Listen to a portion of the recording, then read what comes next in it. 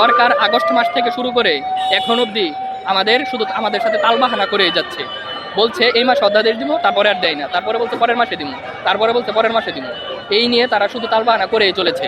Even আমরা যে একটু ফ্ল্যাশব্যাকে যদি আমরা যাই, আমরা বিগত যে আন্দোলনটা করেছিলাম, এখানে সড়ক অবরোধ করেছিলাম, ঠিক আছে, তবে সেটা শান্তিপূর্ণভাবে।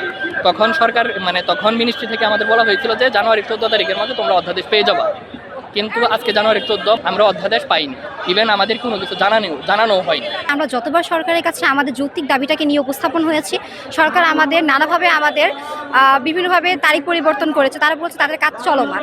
আমরা আজকে গিয়েছি, তারা কিছুদিন পরে ডেট দিয়েছে। আমরা কিছুদিন পরে আবার যখন গিয়েছি, তখন আবার কিছুদিন পরে তারা ডেট দিয়েছে। এভাবে করতে করতে 9 মাস যাবত আমরা ভোগান্তির শিকার হচ্ছি। আমাদের আজকের একটাই দাবি, সেটা হচ্ছে আমাদের দ্রুত অধ্যাদেশ জারি করা।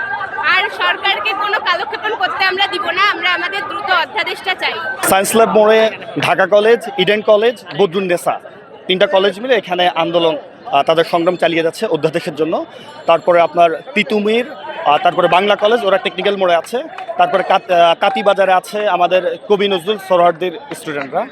এই 3টা পয়েন্টে আমরা আন্দোলন করছি অধ্যাদেশের জন্য। ক্লাস শুরু হয়ে যাওয়ার পরেও এখন পর্যন্ত অধ্যাদেশ জারি করা হচ্ছে না, আমাদের সাথে তালবাহানা করা হচ্ছে।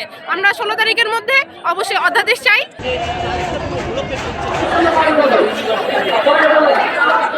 অনেক সময় ধরেই ঢাকা সেন্ট্রাল ইউনিভার্সিটির স্টুডেন্টরা এই সায়েন্স ল্যাব ব্লক করেছে তাদের দাবিতে, এবং দাবিটা হচ্ছে দ্রুত যাতে তাদের অধ্যাদেশটা জারি হয়।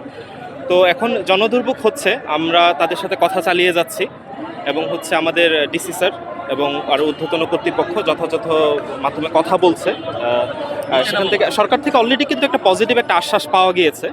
এখন তাদের দাবি হচ্ছে তারা একদম সার্টিন কোনো যদি কথা শুনে তাহলেই তারা আসলে ছাড়বে মাঠ। তো আমরা তাদের সাথে কথাবার্তা চালিয়ে যাচ্ছি। আমরা তাদেরকে বলেছি যে এখানে জনদুর্ভোগ হচ্ছে, তারা যাতে রাস্তা ছেড়ে দেয়। তো দেখা যাক। এখন পর্যন্ত কোনো অ্যাকশন বা এই ধরনের কোনো কিছু নেওয়ার আমাদের সিদ্ধান্ত হয়নি। তো আমরা আলোচনা চালিয়ে যাচ্ছি।